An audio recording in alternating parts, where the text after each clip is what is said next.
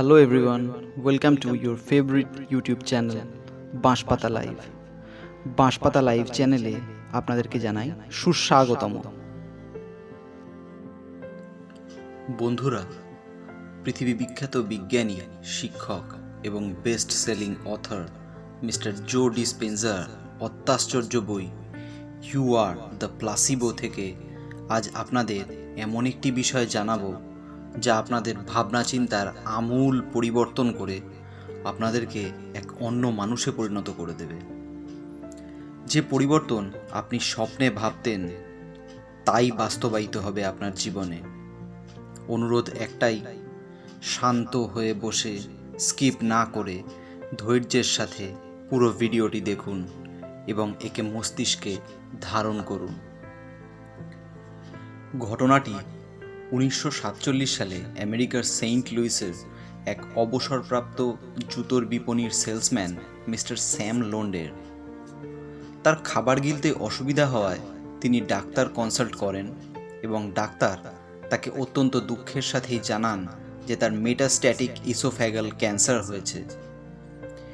ওই সময় এটির আরোগ্য একেবারেই ছিল না। এ ছিল মিস্টার স্যামের জন্য সাক্ষাৎ মৃত্যু পরোয়ানা।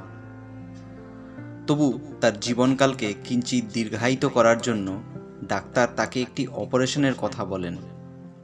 তিনি রাজিও হয়ে যান, কিন্তু দুঃসময় আরও ভয়াবহ রূপ ধারণ করে।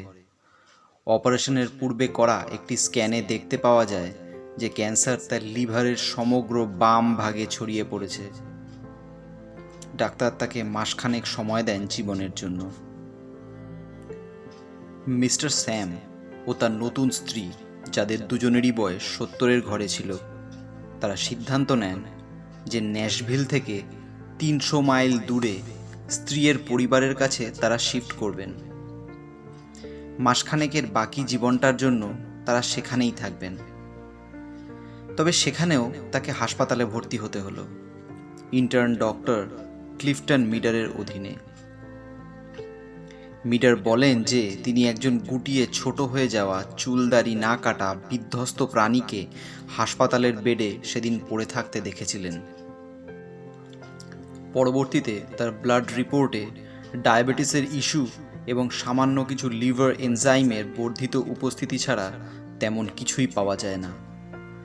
ডক্টর মিডার তাকে ওষুধ ও লিকুইড খাবার দিয়ে শুশ্রূষা করতে থাকেন অত্যন্ত যত্ন সহকারে।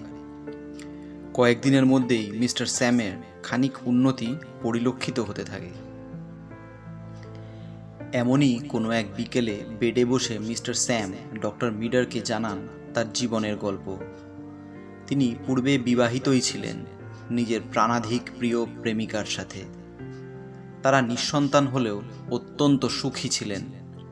তারা বোটিং করতে অত্যন্ত পছন্দ করতেন বলে মিস্টার স্যাম তাদের অবসর জীবনের জন্য লেকের ধারে একটি ছোট্ট বাড়ি কিনেছিলেন।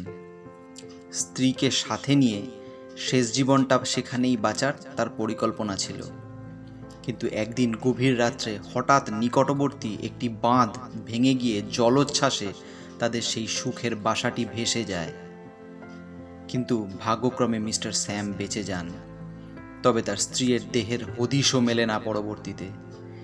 এই বলে তিনি ডক্টর মিডারের কাছে বিলাপ করতে থাকেন ভীষণ এক শোকে। তিনি বলতে থাকেন যে তার স্ত্রীর মৃত্যুর মাস 6 পরেই তার নিজেরই ক্যান্সার ধরা পড়ে এবং এটি তখন হয় যখন তার দ্বিতীয় স্ত্রীর সাথে তার বিবাহ হয়েছিল।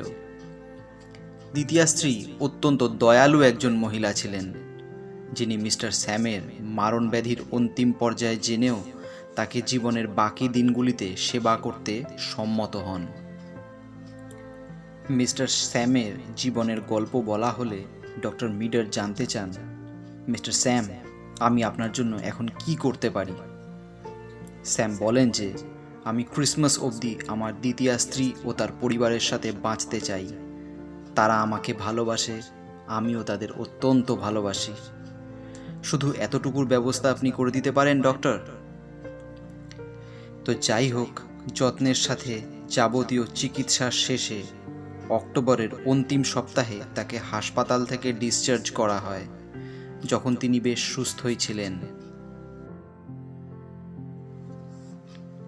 কিন্তু ক্রিসমাসের ঠিক এক সপ্তাহ পরেই, অর্থাৎ নতুন বছরের প্রথমেই তাকে মরণাপন্ন অবস্থায় আবারও হাসপাতালে ভর্তি করাতে হয়।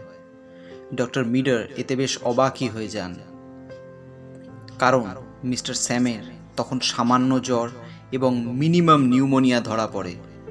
রক্তের সকল রিপোর্টই ভীষণ রকম নর্মাল ছিল তার। কিন্তু যাবতীয় অ্যান্টিবায়োটিক এবং অক্সিজেনের ব্যবস্থাকে বিফল করে দিয়ে মিস্টার স্যাম মারা যান 24টি ঘন্টার মধ্যেই। এবার আপনি হয়তো ভাবছেন যে একজন লাস্ট স্টেজ ক্যান্সার রোগীর মৃত্যু ঘটাই তো স্বাভাবিক, কি তাই না? কিন্তু না বন্ধু, কাহিনী এবার আপনাকে চমকে দিতে চলেছে। মিস্টার স্যাম মারা যাওয়ার পর সেই হাসপাতালে তার দেহের অটোপসি অর্থাৎ ময়না তদন্ত করা হয়। তখন দেখা যায় যে তার ইসোফ্যাগাসে ক্যান্সারের চিহ্ন মাত্রও নেই। সেন্ট লুইসের সেই প্রথম হাসপাতালটিতে যে লিভার স্ক্যান রিপোর্টটি করা হয়েছিল সেটি আসলে ফলস পজিটিভ এসেছিল। তাহলে কি দাঁড়ালো বন্ধুগণ?